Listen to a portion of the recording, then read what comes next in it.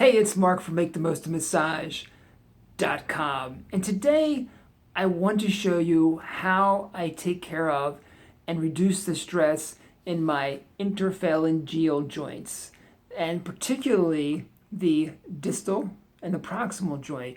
Now, they take a lot of pressure, right? They take a lot of tension, and they do a lot of work in our massage.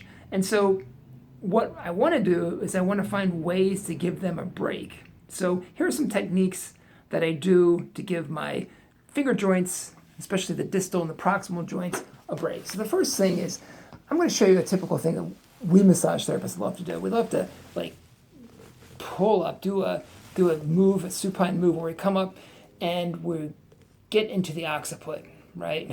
We dig our fingers in there, and it feels so good to the client.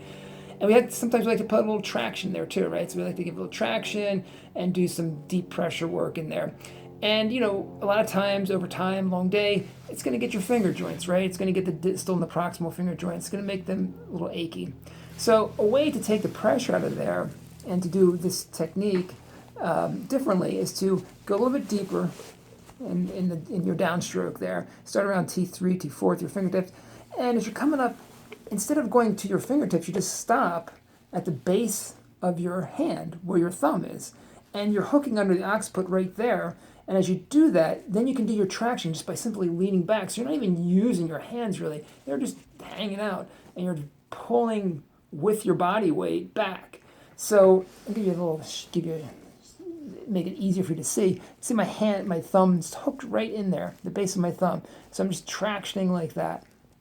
So that's a really, really easy thing to do. Takes the pressure out of my finger joints, and it's a quick and easy move to do. Another thing I like to do is specifically when I'm working with temporalis muscle, here we are compressing, right, and doing our work, and it feels good, but over time, again, it can be bothersome to your fingers. Great alternative, TBar. Very simple massage tool, and what I'm going to do is I'm just going to apply it here lightly and just balance it, right? My fingers you don't need to exert a lot of pressure to get really focused, precise pressure with this T-bar to generate enough pressure. So I'm just going to relax my hands, and look at that. They're just completely relaxed, and I can do some very specific work there. I want to show you something else. What I'm doing here is I'm going to slide over, and you can see my arm is on my leg, right? So I'm doing the work with my arm on my leg, taking all the stress and the strain out of my neck and shoulder. This is minimal energy massage, right? So here I am just working away with not much effort at all, fingers pretty much free to dangle. And here's another thing I do for if I wanted to work, that's a temporalis, I want to work the masseter muscle, I might use a T-bar like this. This one was made by Matt Johnson, and he customizes all my tools. This has a nice little contoured edge on it, and I just love this T-bar, and I would use it here in the masseter muscle if I want to just give my hands a break from doing that. All right, put a massage tool in there. So those are ways that you can use a massage tool. Another thing I like to do is to, specifically if I'm working an area, this doesn't completely take your fingers out of the equation, but it lessens the workload. And one is to bar my thumbs, right? So if I'm barring my thumbs, I'm bracing my thumbs, it makes the work easier. Another one is to overlap my thumb. Just have a thumb on top of a thumb, just to catch the edge. So now I'm using the two thumbs to exert the pressure, and when I do that, it spreads out the workload and makes it easier on my thumbs.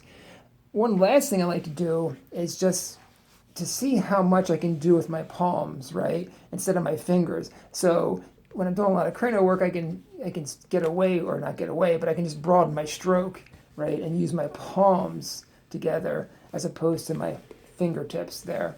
And you can do it every temporalis, you can do it on the forehead, so you can get a lot of good work that way, and then follow up with some specific work with the massage tool or double bar thumbs or something, a combination body part move.